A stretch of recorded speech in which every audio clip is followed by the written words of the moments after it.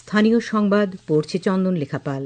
এখনকার বিশেষ বিশেষ খবর হলো, রাজ্যপাল ইন্দ্রসেনা রেড্ডি নাল্লু বলেছেন, বাল্যবিবাহ রোধে গোটা রাজ্যের মধ্যে দক্ষিণ জেলা রোল মডেল হিসেবে কাজ করছে। মুখ্যমন্ত্রী অধ্যাপক ড মানিক সাহা বলেছেন, জনজাতিদের সার্বিক উন্নয়নের লক্ষ্যে রাজ্য সরকার আন্তরিকভাবে কাজ করছে। রাষ্ট্রপতি দ্রৌপদী মুর্মু ডিজিটাল যুগে ব্যাপক জানার সুযোগ কাজে লাগাতে পড়ুয়াদের পরামর্শ দিয়েছেন। প্রধানমন্ত্রী নরেন্দ্র মোদী আজ নতুন দিল্লির যশোভূমিতে সেমিকন ইন্ডিয়া সম্মেলনের দ্বিতীয় দিনে সেমিকন্ডাক্টর ক্ষেত্রে বিশেষজ্ঞদের সঙ্গে মত বিনিময় করেছেন।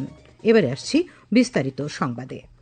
রাজ্যপাল ইন্দ্রসেনা রেড্ডি নাল্লু বলেছেন, বাল্যবিবাহ রোধে গোটা রাজ্যের মধ্যে দক্ষিণ জেলা রোল মডেল হিসেবে কাজ করছে। আজ বিলোনিয়ায় শচীন দেববর্মন অডিটোরিয়ামে দক্ষিণ জেলা শিক্ষা দপ্তর আয়োজিত জেলাভিত্তিক এক দিবসীয় বেটি বাঁচাও বেটি পড়াও সচেতনতামূলক কর্মশালার উদ্বোধন করে তিনি এই কথা বলেন। তিনি দক্ষিণ জেলার বিভিন্ন বিদ্যালয়ের বালিকা মঞ্চের সদস্যদের কাজের ভূয়সী প্রশংসা করেন। বাল্যবিবাহ প্রতিরোধের পাশাপাশি 18 বছরের বেশি বয়সের মেয়েদের ড্রাইভিং সহ নানা বৃত্তিমূলক বিষয়ে প্রশিক্ষণ দেওয়ার জন্য রাজ্যপাল প্রশাসনিক আধিকারিকদের পরামর্শ দেন। অনুষ্ঠানে উপস্থিত ছিলেন সমবায় মন্ত্রী শুক্লাচরণ নোয়াতিয়া, দেশের প্রথম আদিবাসী মহিলা বাণিজ্যিক পাইলট ক্যাপ্টেন ববি আজমিরা, বিধায়ক প্রমোদ রিয়াং, স্বপ্না মজুমদার প্রমুখ। মুখ্যমন্ত্রী অধ্যাপক ড মানিক সাহা বলেছেন, জনজাতিদের সার্বিক উন্নয়নের লক্ষ্যে রাজ্য সরকার আন্তরিকভাবে কাজ করছে। এই লক্ষ্যে কেন্দ্র ও রাজ্য সরকারের প্রকল্পগুলি বিশেষ গুরুত্বের সঙ্গে বাস্তবায়নের কাজ চলছে। আজ আগরতলায় প্রদেশ জনজাতি মোর্চার এক সাংগঠনিক বৈঠকে তিনি এই কথা বলেন। বিজেপি প্রদেশ সভাপতি সাংসদ রাজীব ভট্টাচার্য বৈঠকে সাংগঠনিক বিষয় নিয়ে বিস্তারিত আলোচনা করেন। উপস্থিত ছিলেন বিজেপির ত্রিপুরা এবং আসামের দায়িত্বপ্রাপ্ত সংগঠন মহামন্ত্রী রবীন্দ্র রাজু, জনজাতি কল্যাণমন্ত্রী বিকাশ দেববর্মা, শিল্পমন্ত্রী শান্তনা চাকমা, জনজাতি মোর্চার সভাপতি পরিমল দেববর্মা প্রমুখ। মৎস্যমন্ত্রী সুধাংশু দাস বলেছেন, রাজ্যে মৎস্য চাষের উন্নয়নের জন্য গত 4.5 বছরে প্রধানমন্ত্রী মৎস্য সম্পদা যোজনায় 200 কোটি টাকা ব্যয় হয়েছে। আজ ধনপুরে দ্বিতল মৎস্যবাজার শেডের উদ্বোধনী অনুষ্ঠানে তিনি কথা বলেন। তিনি বলেন, রাজ্যে প্রতি বছর 1,17,000 মেট্রিক টন মাছের চাহিদা, উৎপাদন হচ্ছে 86,000 মেট্রিক টন। এই ঘাটতি পূরণের লক্ষ্যে রাজ্য সরকার মৎস্য চাষ আরও সম্প্রসারণের জন্য উদ্যোগ নিয়েছে। অনুষ্ঠানে বক্তব্য রাখেন প্রাক্তন কেন্দ্রীয় প্রতিমন্ত্রী প্রতিমা ভৌমিক, বিধায়ক বিন্দু দেবনাথ, সিপাহীজলা জেলা পরিষদের সহসভাধিপতি পিন্টু আইচ, কাঠালিয়া পঞ্চায়েত সমিতির চেয়ারম্যান মিঠুরানী দাস প্রমুখ। অনুষ্ঠানে গত বছরের বন্যায় ক্ষতিগ্রস্ত কয়েকজন মৎস্যচাষীকে ক্ষতিপূরণ দেওয়া হয়। বিদ্যুৎ মন্ত্রী রতনলাল নাথ বলেছেন, রাজ্যে বিদ্যুৎ পরিকাঠামো শক্তিশালীকরণ এবং আধুনিকীকরণের এবং সকলের জন্য নির্ভরযোগ্য বিদ্যুৎ নিশ্চিত করার বিষয়ে সরকারের প্রয়াস অব্যাহত থাকবে। আজ ধলাই জেলার 132 কেভি মনু সাবস্টেশনের উদ্বোধন করে তিনি কথা বলেন। শ্রী নাথ আরও বলেন, এই সাবস্টেশন উদ্বোধনের ফলে 21,554টি পরিবারের পাশাপাশি মনু, ছৈলেংটা, ধুমাছড়া, 82 মাইল, নেপালটিলা, ছামনু ও মানিকপাড়ার মতো এলাকা উপকৃত হবে। তিনি বলেন, বর্তমান সরকার ক্ষমতায় আসার পর বিদ্যুৎ গ্রাহকের সংখ্যা 7,12,000 থেকে বেড়ে 10,38,000 হয়েছে। তিনি বলেন, রাজ্য সরকার প্রধানমন্ত্রী সূর্যঘর প্রকল্পের মাধ্যমে জনগণকে সৌরশক্তি ব্যবহার করে নিজস্ব বিদ্যুৎ উৎপাদনে উৎসাহিত করছে। তিনি বলেন যে 2018 সাল থেকে নতুন প্রযুক্তি প্রবর্তনের মাধ্যমে রাজ্যের বিদ্যুৎ ক্ষেত্রে উল্লেখযোগ্য উন্নতি হয়েছে। অনুষ্ঠানে অন্যান্যদের মধ্যে উপস্থিত ছিলেন বিধায়ক পলদাংশু এবং বিধায়ক শম্ভুলাল চাকমা। পঞ্চায়েত মন্ত্রী কিশোর বর্মন বলেছেন, রাজ্যের প্রতিটি পঞ্চায়েত ই অফিস ব্যবস্থাপনা চালু হয়েছে। ই ফাইলিং পদ্ধতিতে গোটা রাজ্যে পঞ্চায়েতের কাজকর্ম চলছে। আজ কৈলাসহর সার্কিট হাউসে 59 জেলায় ত্রিস্তর পঞ্চায়েতের কাজকর্ম নিয়ে এক বৈঠকে তিনি কথা বলেন। তিনি বলেন, রাজ্যের প্রতিটি পঞ্চায়েতে গ্রাম সভার আয়োজন করা হচ্ছে। বৈঠকে 59 জেলায় পঞ্চায়েত দপ্তরের কাজকর্মের বিষয়ে তথ্যচিত্র উপস্থাপন করা হয়। তাছাড়া বিভিন্ন স্থানে পঞ্চায়েত ভবন নির্মাণ সহ গ্রামীণ বিকাশে গৃহীত পদক্ষেপ নিয়ে আলোচনা ও মত বিনিময় করা হয়। উপস্থিত ছিলেন 59 জেলা পরিষদের সভাধিপতি অমলিন্দু দাস, জেলা শাসক ড তমাল মজুমদার, পঞ্চায়েত অধিকর্তা প্রসূন দে সহ ত্রিস্তর পঞ্চায়েতের জনপ্রতিনিধি এবং বিএসির চেয়ারম্যানরা। খবর প্রচারিত হচ্ছে আকাশবাণীর আগরতলা কেন্দ্র থেকে। আকাশবাণীর সংবাদের আপডেট পেতে লগ ইন করুন www.newsonair.com এবং নিউজ অন এয়ার অ্যাপ এবং টুইটার ও ফেসবুক প্ল্যাটফর্মে এআইআর নিউজ অ্যালার্টসে।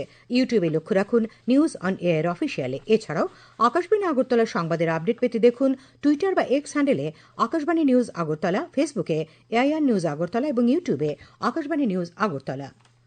রাষ্ট্রপতি দ্রৌপদী মুর্মু ডিজিটাল যুগে ব্যাপক জানার সুযোগ কাজে লাগাতে ছাত্রছাত্রীদের প্রতি পরামর্শ দিয়েছেন।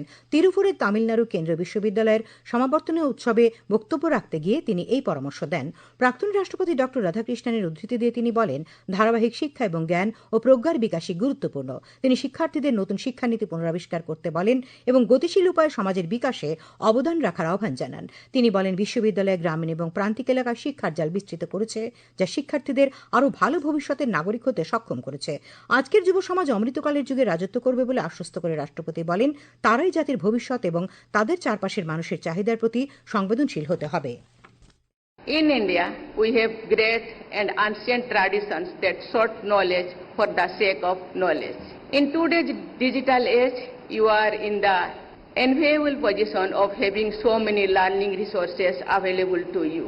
It is far easier for you to rediscover our rich legacy that is what for any previous generations. This is at the heart of the national education policy. It brings together the best of traditions and modernity. প্রধানমন্ত্রী নরেন্দ্র মোদী আজ নতুন দিল্লির যশোভূমিতে Semicon India সম্মেলনের দ্বিতীয় দিনে semiconductor ক্ষেত্রে বিশেষজ্ঞদের সঙ্গে মত বিনিময় করেন। এই উপলক্ষে তিনি সেমিকন্ডাক্টর সংক্রান্ত একটি প্রদর্শনীও ঘুরে দেখেন। সঙ্গে ছিলেন কেন্দ্রীয় বৈদ্যুতিন ও তথ্য প্রযুক্তিমন্ত্রী অশ্বিনী বৈষ্ণব। শ্রী মোদী তারপর সেমিকন্ডাক্টর ইন্ডিয়া 2025-এর সিইওদের গোলটেবিল বৈঠকে অংশ নেন। বিশ্বের বিভিন্ন দেশ থেকে আগত অগ্রণী শিল্পপতি ও সিইওরাই গোলটেবিল বৈঠকে তাদের মতামত প্রকাশ করেন। মূলত সেমিকন্ডাক্টর ক্ষেত্রে ভারতের বাস্তু ব্যবস্থার বিকাশ ও অগ্রগতি নিয়ে বৈঠকে আলোচনা হয়। রাজ্য সরকার বিভিন্ন প্রকল্প বাস্তবায়নের মধ্য দিয়ে বেকারদের কর্মসংস্থানের সুযোগ করে দেওয়ার চেষ্টা চালিয়ে যাচ্ছে। আজ মলয়নগর গ্রাম পঞ্চায়েতের বাইপাস সংলগ্ন শ্যামাপ্রসাদ মুখার্জি মার্কেট স্টলের উদ্বোধন করে একথা বলেন বিধানসভার উপাধ্যক্ষ রামপ্রসাদ পাল। অনুষ্ঠানে উপস্থিত ছিলেন ব্লকের বিডিও, চেয়ারম্যান, পঞ্চায়েত প্রধান সমর সাহা সহ অন্যান্যরা। উপাধ্যক্ষ বলেন, বর্তমান বেকাররা যোগ্যতা ও স্বচ্ছতা নিরিখে চাকরি পাচ্ছেন। বর্তমান সরকার এই নীতিতেই বিশ্বাস করে। চাকরি না পেলেও বিভিন্ন উপায়ে যেন বেকার যুবক যুবতীরা কর্মসংস্থানের ব্যবস্থা করতে পারেন, তার জন্য বর্তমান সরকার বিভিন্ন প্রকল্পের মাধ্যমে তাদের সাহায্য সহযোগিতা প্রদান করছে। এই ধরনের মার্কেট স্টলের মাধ্যমে যুব সমাজ ব্যবসা করে আর্থিক উপার্জনের সুযোগ পাচ্ছে।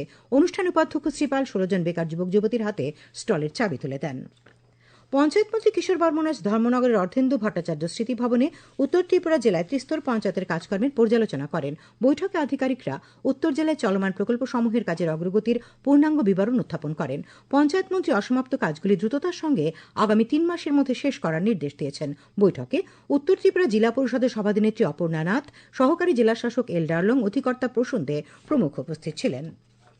তরুণ প্রজন্মের মধ্যে এইচআইভি এইডস সম্পর্কে সচেতনতা বৃদ্ধি করা, কুসংস্কার দূর করার লক্ষ্যে আজ উদয়পুর রাজস্বী কলাক্ষেত্রে গোমতী জেলাভিত্তিক রেড রিবন কুইজ প্রতিযোগিতা 2025 অনুষ্ঠিত হয়। Tripura state AIDS control society, স্বাস্থ্য পরিবার কল্যাণ দপ্তরের যৌথ উদ্যোগে আয়োজিত প্রতিযোগিতায় জেলার 25টি স্কুলের 50 জন ছাত্রছাত্রী অংশ নিয়েছে।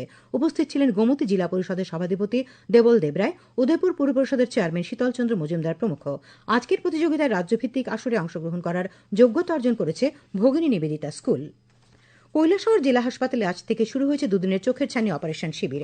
সবার জন্য দৃষ্টি এই ভাবনায় কৈলাসহর লায়ন্স ও লিও ক্লাব এবং জেলা অন্তত্ব নিবারণী প্রকল্প এই শিবিরের আয়োজন করে। শিবিরে বিনামূল্যে 150 জনের স্থানীয় অপারেশনের লক্ষ্যমাত্রা নেওয়া হয়েছে বলে জানিয়েছেন লায়ন্স ক্লাবের কর্মকর্তা সুপ্রিয় দেবরায়। আবহাওয়া, আগামীকাল আকাশ সাধারণত মেঘাচ্ছন্ন থাকবে। আগামীকাল দিনে সর্বোচ্চ তাপমাত্রা 35 ডিগ্রি সেলসিয়াস এবং সর্বনিম্ন 28 ডিগ্রি সেলসিয়াসের কাছাকাছি থাকতে পারে।